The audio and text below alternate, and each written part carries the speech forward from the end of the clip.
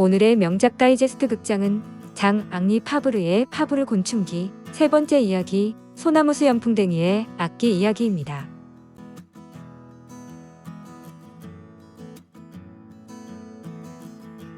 소나무 수염풍뎅이는 풍뎅이의 일종으로 소나무에 끼어드는 곤충이다. 이 곤충은 납정벌레나 비단벌레처럼 번지르르한 아름다움은 갖추지 못했지만 아주 말쑥하게 생겼다. 검정이나 밤색 바탕에 흰 무늬가 찍혀 있는데 칙칙한 듯하면서도 매우 화려하다. 수컷은 짧은 더듬이 끝에 7장이나 되는 잎사귀 같은 것이 겹쳐져 있는데 이것을 부채처럼 폈다 오므렸다 한다. 그러나 암컷은 이런 훌륭한 장식을 가지고 있지 않다. 다만 6장의 작은 잎이 붙어있던 흔적만 보일 뿐이다.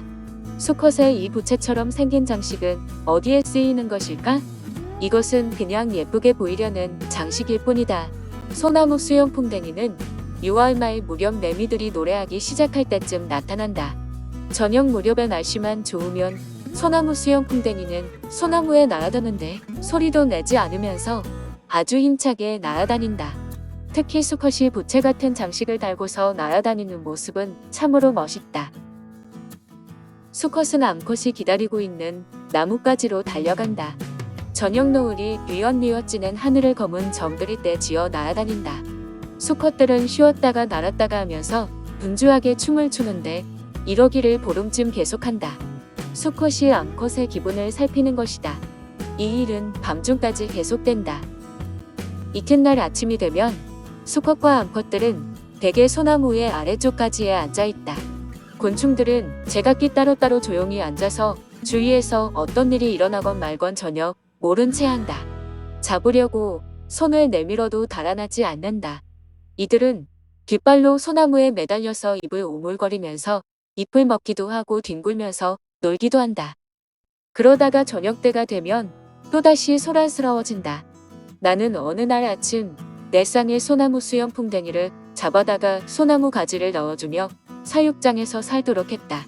그런데 사육장 속에서 소나무 수염풍뎅이들은 내가 기대했던 행동을 전혀 하지 않았다. 사육장이 작아서 날아다닐 수 없는 모양이었다.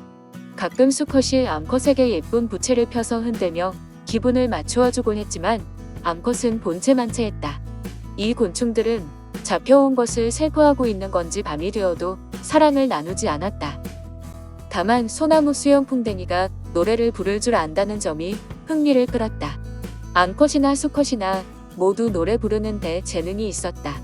하지만 이 풍뎅이들의 노래가 친구를 부르는 것인지 아니면 수컷의 노래에 암컷이 화답하는 것인지는 확인할 도리가 없었다. 이 소리는 꽁무니 끝을 천천히 아래 위로 움직여서 날개 끝에 비벼내는 소리였다. 헛대경으로 아무리 살펴봐도 날개나 꽁무니 끝에 따로 무슨 특별한 장치가 되어 있지는 않았다. 그러면 어떻게 소리가 나는 것일까? 손가락에 물을 묻혀서 유리판에 문지르면 소리가 나는데 이 소리가 소나무 수염풍뎅이의 노래와 조금 비슷하다. 더 비슷한 소리를 내는 방법도 있다. 고무로 유리판을 문질러 보면 아주 비슷한 소리가 난다.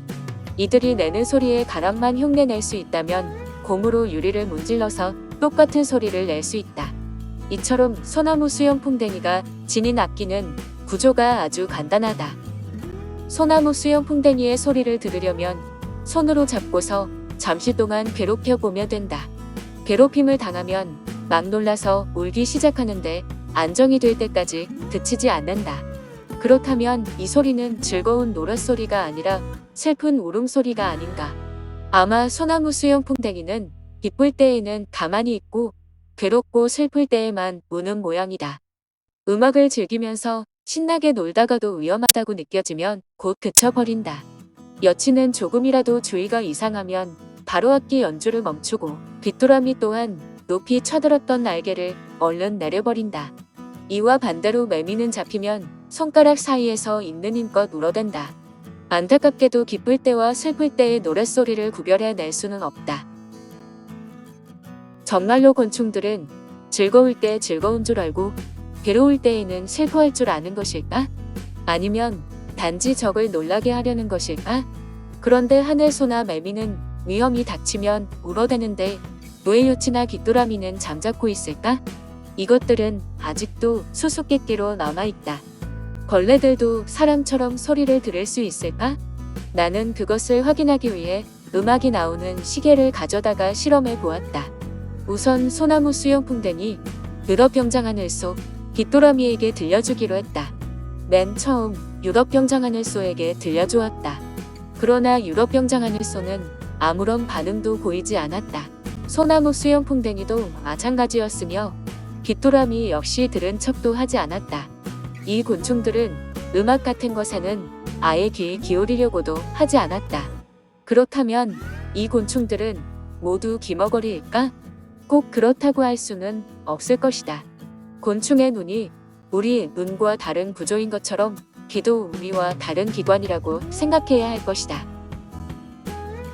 곤충은 인간이 내는 소리는 음악이건 떠드는 소리이건 전혀 상관이 없는 것이다.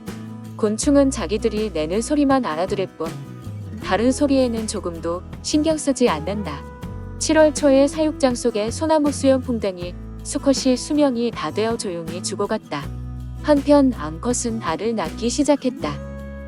어미벌레는 꽁무니 끝으로 흙을 파고 기어들어가서 20개쯤 알을 낳았다.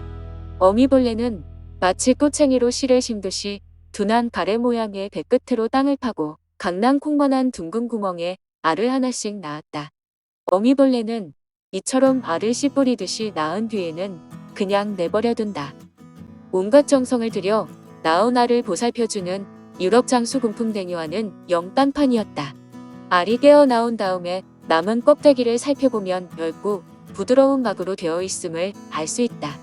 알은 한 달쯤 지난 8월 중순에 깨어 나왔다.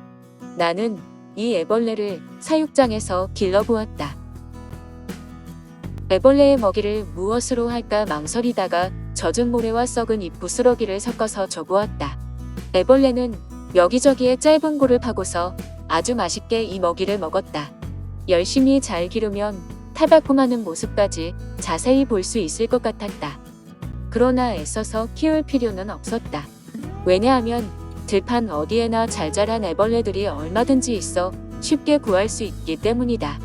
애벌레들은 아주 똥똥하게 살이 쪄서 몸이 유자 모양으로 구부러져 있는데 앞부분은 하얗고 뒷부분에는 나중에 고치를 지을 때 사용할 시멘트 주머니가 있다.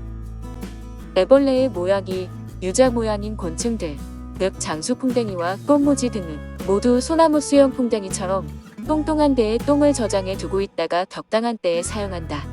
내가 살찐 애벌레를 잡은 곳은 모래가 많이 섞여 있는 흙속이었다. 거기에는 잡초만 조금 있고 소나무 같은 것은 없었다. 소나무 잎만 먹는 어미벌레들이 이렇게 멀리까지 알을 낳기 위해 날아온 것이다. 어미벌레는 소잎을 먹고 살지만 애벌레는 썩은 잎찌꺼기를 먹고 살기 때문이다. 어떤 사람들은 소나무 수염풍뎅이 애벌레가 풀뿌리나 농작물을 마구 먹어대어 골치라고 하는데 이런 말만으로 이 애벌레가 해충이라고 할 수 없다. 소나무 수염풍뎅이 애벌레는 단지 썩은 잎만 먹기 때문이다. 우리가 이 애벌레를 잡거나 해치지 않고 내버려두며 무더운 여름 때쯤에는 예쁘고 날씬한 얼음벌레의 모습으로 만날 수 있다. 장앙리 파브르의 파브르 곤충기 네 번째 이야기, 붉은 병정개미의 집 찾아오기 이야기로 이어집니다.